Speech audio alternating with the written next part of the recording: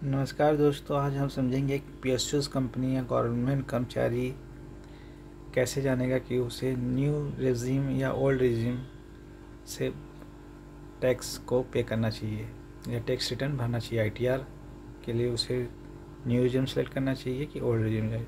तो यहाँ आप चार्ट में देख रहे हैं ओल्ड रेट और न्यू रेट, दोनों में मेन अंतर है डिडक्शन का।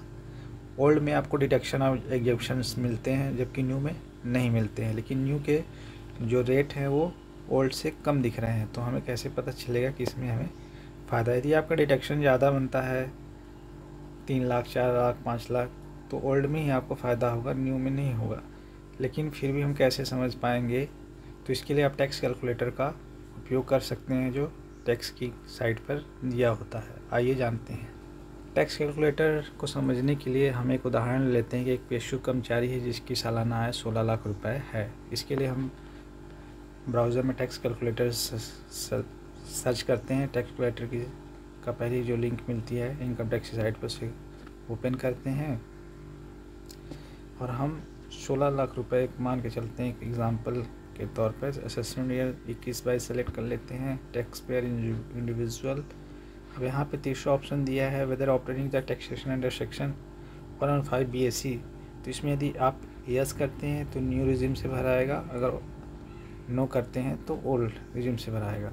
तो आपके पास ये फॉर्म 16 है तो आप इसे बहुत आसानी से समझ सकेंगे। Gender male, residential. अब नेट टैक्सेबल इनकम, यदि आप न्यू से भरे हैं क्योंकि यस सेलेक्ट किया है तो जो टैक्सेबल इनकम होगी विदाउट डिडक्शन होगी।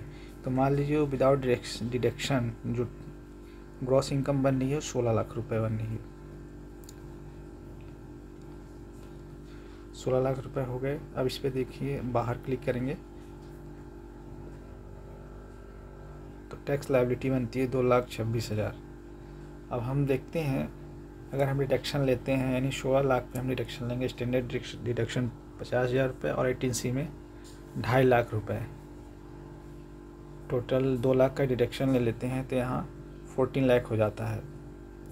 तो यहाँ हम whether operating taxation under section वाले सेक्शन में नो कर देते हैं और हमारी टैक्सेबल इनकम बन जाएगी अब 14 लाख।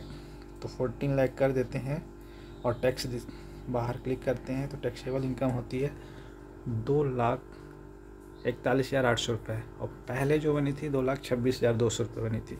यानी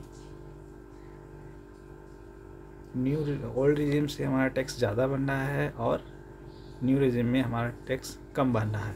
तो यानी हमें हमारा रिटर्न बनेगा। इसलिए आप इस टैक्स कैलकुलेटर से जान सकते हैं कि ओल्ड से हमें टैक्स कम पड़ेगा या न्यू से। धन्यवाद।